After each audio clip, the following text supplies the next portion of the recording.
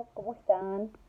Bueno, primero bienvenidos a esta nueva clase, hoy de manera asincrónica, ¿sí? Vamos a estar viendo lo que es neurosis y lo que es psicosis.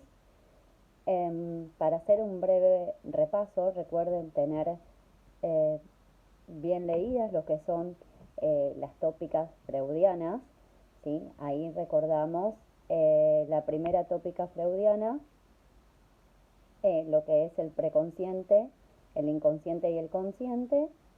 Dentro del inconsciente recordemos que este es atemporal, allí se guardan eh, todos los elementos psíquicos que son inconcebibles para nuestro yo, generalmente a través de los mecanismos de defensa.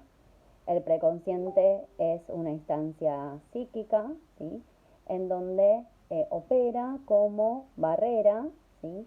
Para aquel material inconsciente que se encuentra latente no acceda a la conciencia. Y la conciencia es la instancia psíquica la cual nos conecta con la realidad y el mundo exterior. En la segunda tópica tenemos el yo, el super yo y el ello. El ello es la parte más primitiva de nuestra psiquis, ¿sí? Opera mediante lo que es la búsqueda de placer continuo y la satisfacción del mismo, ¿sí? Es atemporal y tampoco acepta reglas, normas, etc. ¿Sí? Y exige, como decía, la satisfacción de las pulsiones inmediatas. Después tenemos el yo, ¿sí? Que allí se instaura el principio de realidad a partir de los más o menos a partir del año, luego de que el bebé pueda hacer la separación con su madre, ¿sí? Concebirse como alguien externo a su madre y de esta manera poder empezar a delimitar lo que es el yo, ¿sí? El yo continúa su desarrollo, pero comienza a partir del primer año, a partir de esta diferenciación, ¿sí? Y se instaura, como decía, el principio de realidad. Y después el super yo, que opera bajo la modalidad de sanciones morales, reglas, etcétera, a nivel cultural, ¿sí? Que de alguna manera prescribe lo que es permitido y lo que no. Bien, después también es importante para poder entender neurosis y psicosis lo que es el desarrollo de las etapas psicosexuales, ¿sí? Descritas también por Freud, en donde él decía que para diferentes etapas correspondía una zona erógena en particular, que es a través de esta zona erógena en la cual se satisfacen los impulsos libidinales, ¿sí? También lo que él argumentaba es que a partir de alguna frustración en algunas de esas etapas se podría luego, a partir de la adolescencia, adultez, producir una fijación en esa etapa, ¿sí? Estas etapas son primeramente la etapa oral, ¿sí? En donde la zona erógena va a ser la boca y toda la satisfacción libidinal se va a dar a través de esta zona, ¿sí? La etapa clave aquí va a ser el destete. Y si se produce, como decía, una frustración en el destete, se puede producir luego una fijación, por ejemplo, en aquellas personas que consumen drogas, alcohol, tienen trastornos alimenticios, etc. La segunda etapa psicosexual es la etapa anal. Eh, si bien Freud describió ciertas edades, estas son cronológicamente, ¿no? Son promedio, ¿sí? En la etapa que recién describí, en la etapa oral, es a partir más o menos de 0 a 2 años, la etapa anal de 2 a 3 años. En la etapa anal, la zona erógena va a ser el ano, ¿sí? Y la satisfacción va a estar dada en los movimientos de retención y expulsión. Después tenemos la etapa fálica, más o menos a los 3 años. En esta etapa los niños empiezan a autodescubrir su cuerpo, empiezan a tener ciertas nociones de la diferenciación, ¿sí? De lo que son los órganos masculinos y femeninos. Y bueno, la zona erógena son los genitales, ¿sí? En esta etapa es importante describir lo que es el complejo de Edipo, ¿sí? Y el complejo de Electra conjuntamente con lo que es la castración. En el complejo edípico hay una una fantasía en relación al sexo opuesto, es una triada, ¿sí? Conformada por madre, padre y el niño. Entonces el niño desarrolla ciertas fantasías incestuosas respecto a su madre, ¿sí? Y por tal motivo entra en confrontación y rivalidad con el sexo opuesto, que es su padre. Eh, de todas maneras, este complejo edípico, ¿sí? Se identifican, bueno, obviamente con el sexo opuesto, pero lo que está en juego es el falo, ¿sí? El falo que tiene que ver con una relación de poder, ¿sí? Y en el complejo de Electra es la misma situación de triada, pero con la niña, ¿sí? La niña desarrolla estos deseos incestuosos respecto a su padre, rivaliza con su madre. Como decía, lo que está en juego es el falo, ¿sí? Todos piensan, niños y niñas, ¿no?, que han nacido con esto. En el caso del complejo de Edipo, se sale por el complejo de castración. El complejo de castración es el miedo eh, a que los niños pierdan su falo, ¿sí? O la amenaza de castración, se le dice, ¿no? Que es básicamente cuando el padre marca los límites diciendo, bueno, esta madre no es mía, vos ya vas a tener la tuya cuando crezcas. Y los niños, por miedo a que le arrebaten su pene, ¿sí? Eh, se produce ahí este corte, ¿sí? Y en el complejo de Electra, cuando las niñas, digamos, se sale más fácil de esta triada, cuando la niña percata, ¿no?, de que su madre tampoco tiene falo, eh, y digamos, se sale por este mecanismo, ¿no?, al entender que la madre también lo tiene. Bien, ¿qué pasa con el psicoanálisis?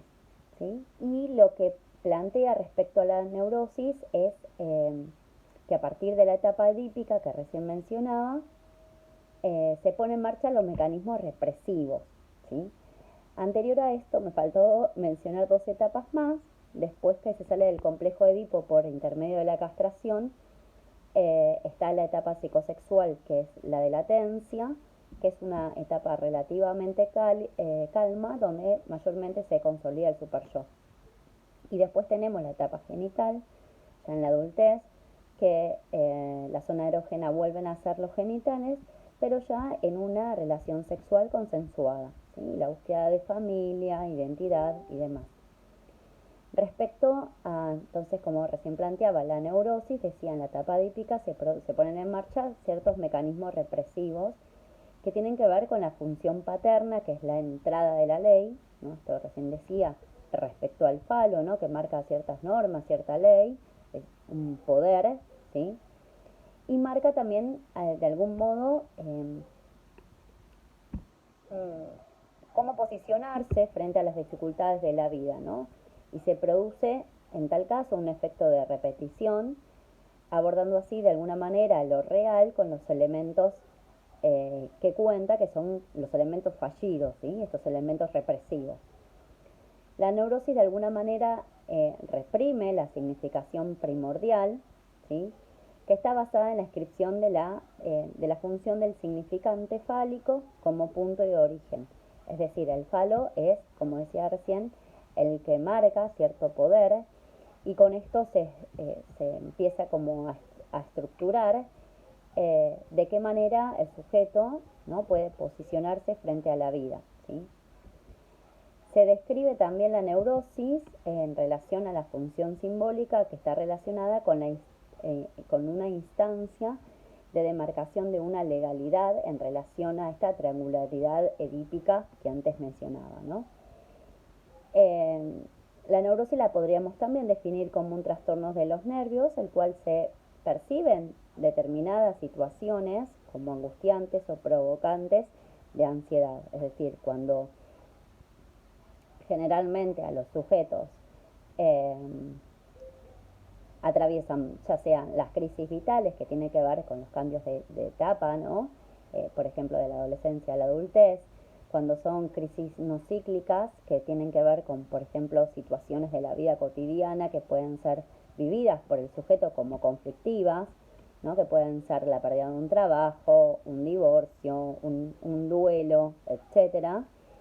Y también eh, ciertas incomodidades y disconformación con la cultura, ¿sí? Ya sea, por ejemplo, no sé, que no te alcance, que trabajas muchas horas y no te alcanza la plata a fin de mes, digo, las situaciones de violencia que se atraviesan a nivel cultural, etcétera, todas estas degustaciones, digamos, ¿no? Es decir, estos disgustos culturales, ¿no?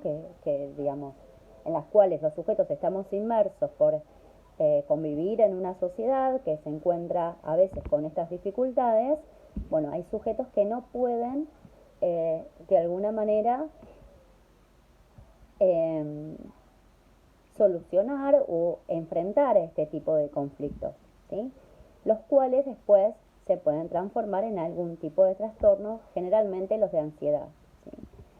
También hay otros tipos de trastornos, pero va a tener que ver con los mecanismos psíquicos con los que cuenta un sujeto, ¿sí? Hay sujetos que, no sé, se pelean con alguien, con una pareja, por ejemplo, y buscan eh, salir de esa situación a través de, no sé, una salida con los amigos, algo que despeje, ¿no?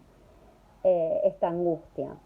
Eso podríamos leerlo como un mecanismo de defensa, ¿sí? Que se utiliza en un momento en el cual el sujeto se encuentra frente a una crisis de la cotidianidad y lo resuelve mediante, se utiliza psíquicamente, ¿no? Un mecanismo de defensa para que ese sujeto, por ejemplo, eh, a través de esta separación no entre en una instancia de tristeza, de melancolía, ¿sí? Y entonces se utilizan mecanismos de defensa. De acuerdo entonces, como decía, a los montos de angustia o de ansiedad, puede que la persona maneje un trastorno o no. No todas las situaciones difíciles por las que atravesamos día a día se convierten en un trastorno. Como decía recién, va a tener que ver mucho el estado psíquico de la persona, ¿sí? A veces hay personas que empiezan a tener síntomas, ¿sí? Sin saber lo que verdaderamente les sucede, ¿sí? Y algunas personas, no, esto del síntoma que marca el psicoanálisis muy bien, empiezan a tener diferentes dolores a nivel orgánico, ¿no? Sin poder atribuirle una causa psíquica, ¿sí? Siempre digo que cuando algo hace ruido es algo que tenemos que prestar atención, ¿sí? Las personas neuróticas, bueno, obviamente no pierden el contacto con la realidad, como vamos a ver que de alguna manera pasa en la psicosis, pero están en permanente conflicto con ellas mismas, ¿sí? Y de ahí también la represión y también la repetición de la sintomatología a la espera de algún tipo de resolución de ese conflicto, ¿sí? Algunos signos de la neurosis pueden ser, por ejemplo, signos de apatía, poca tolerancia, irritabilidad frecuente, frustración, disfunción social y algunos síntomas físicos, sudoración excesiva, palpitaciones, falta de aire, ¿sí? Palidez, etcétera. También algunos trastornos incluidos de sueños o alimenticios.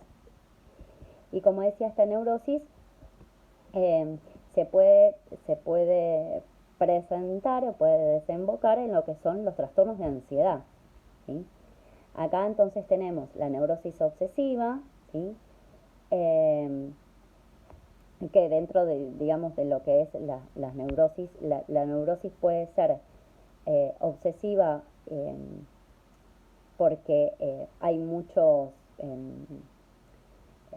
pensamientos, ¿sí?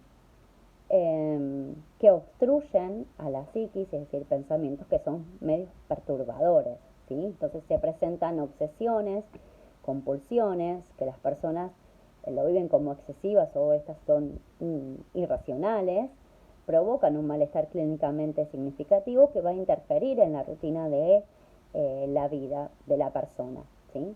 Acá tenemos los trastornos obsesivos compulsivos, ¿sí? En donde se presentan pensamientos que son recurrentes, ¿sí? Conjuntamente con una conducta que es repetitiva para calmar ese pensamiento, ¿no? Tenemos, por ejemplo, personas que desarrollan em, trastornos obsesivos compulsivos respecto a la limpieza, por ejemplo. Hay un montón, ¿no? Pero para explicar en algún ejemplo, la persona está obsesionada con la limpieza y puede que, por ejemplo, en la autohigiene, ¿no? Que cada vez que toca algo piense que tiene gérmenes, ¿no? Es un pensamiento recurrente. Y entonces, para calmar eso, se lava frecuentemente las manos, ¿sí? Pero se vuelve un ritual esto, ¿sí? Se hace constantemente en cualquier ámbito, ¿no? O tiene siempre algo para, no sé, si está en la calle y no encuentra agua, digamos, para lavarse, tiene algún elemento para poder higienizar sus manos, ¿sí? Estas obsesiones se presentan como imágenes o pensamientos intrusos que son inapropiados, son de manera, como decía, recurrente, generan muchísima ansiedad y la persona lo intenta suprimir, ignorar o neutralizar, ¿sí? Por medio de otros pensamientos o actos, que son estas rutinas, porque a veces reconocen que son producto de su propia mente. Y las compulsiones se dan a través de la repetición de comportamientos, que baja el nivel de ansiedad, ¿no? Esto de lavarse las manos. Después tenemos otro trastorno de ansiedad típico de la neurosis, que es la histeria, eh, que en la antigüedad, cuando Freud empieza a desarrollar todo el psicoanálisis, eh, él lo sugiere, que este es un trastorno más típico de las mujeres, eh, pero hoy está obviamente descartada y afecta a hombres como a mujeres, ¿sí? Podría decirse también que la histeria es la estructuración típica de la neurosis, por la relación con la posición sexuada del sujeto y se la denomina histeria de conversión, ¿sí? Porque tiene mucho estrecho con lo corporal. En la histeria lo que aparecen son mayoritariamente síntomas, ¿sí? Eh, Síntomas que devienen también de ciertos pensamientos intrusivos, ¿sí?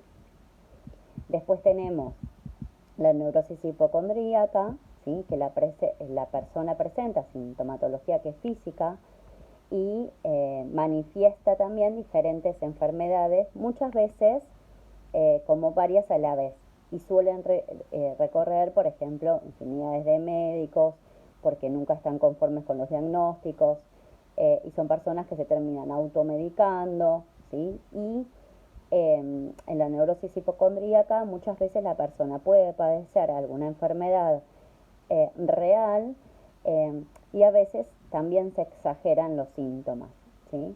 Entonces se medicaliza, recurre a muchísimos médicos. Y acá tenemos también eh, algunos trastornos disociativos como amnesias disociativas, fuga disociativa, trastorno también de identidad disociativo, despersonalización disociativo, ¿sí? Que tienen que ver también dentro de la neurosis con también otros trastornos de ansiedades.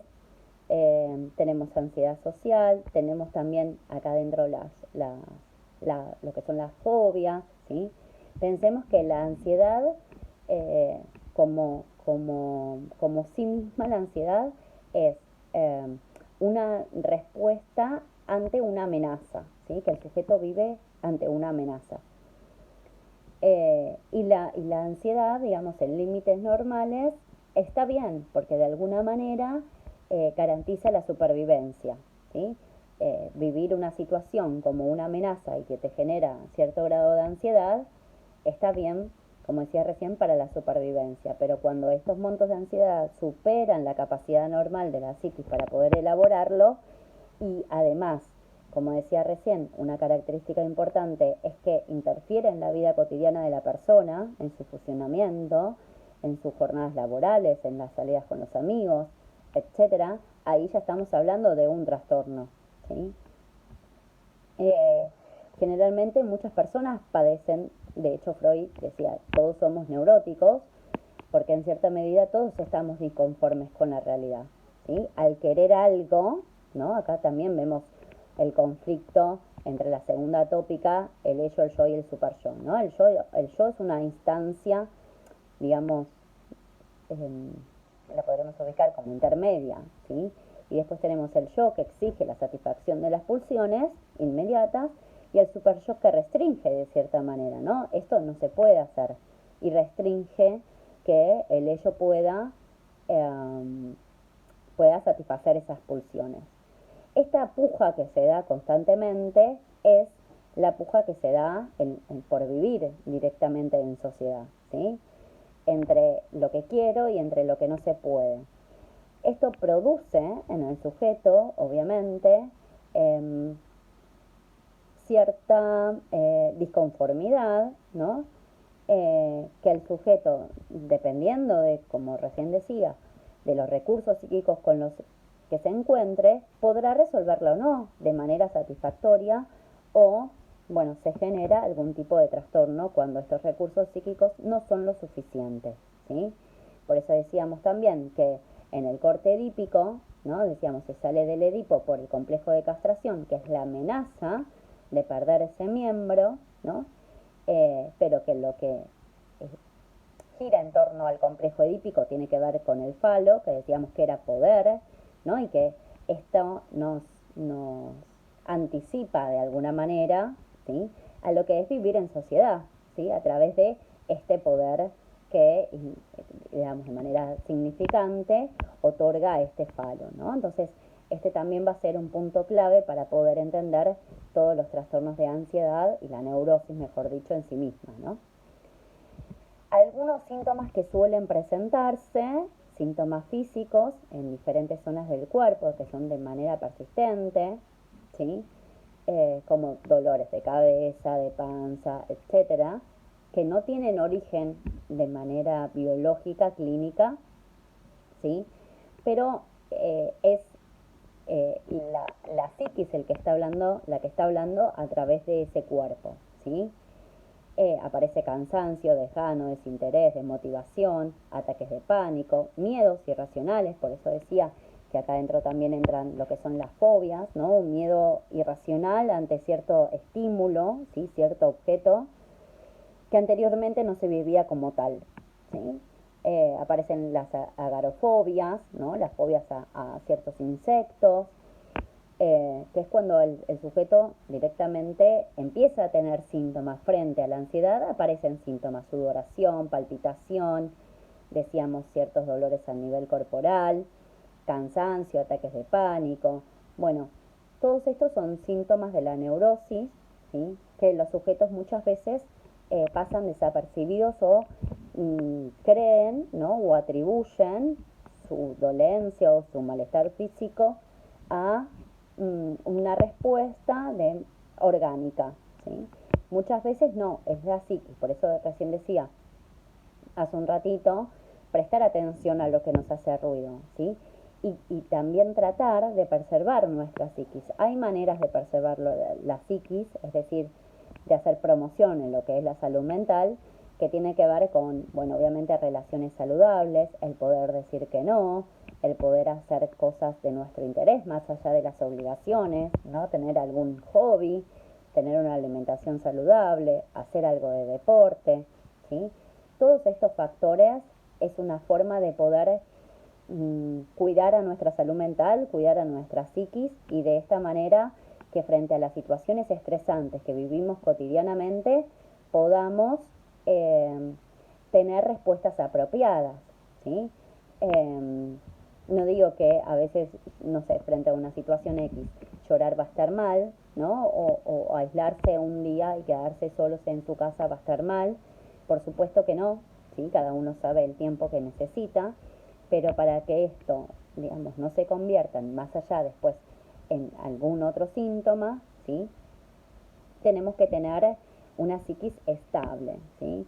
Cuestión que hoy en nuestra sociedad esto se presenta como un desafío, ¿no? Obviamente, frente a los malestares que vivimos día a día en nuestra sociedad. Pero bueno, algunas formas de preservarla van a tener que ver con las que recién les mencionaba. Bueno, nos vemos ahora en la segunda parte con psicosis.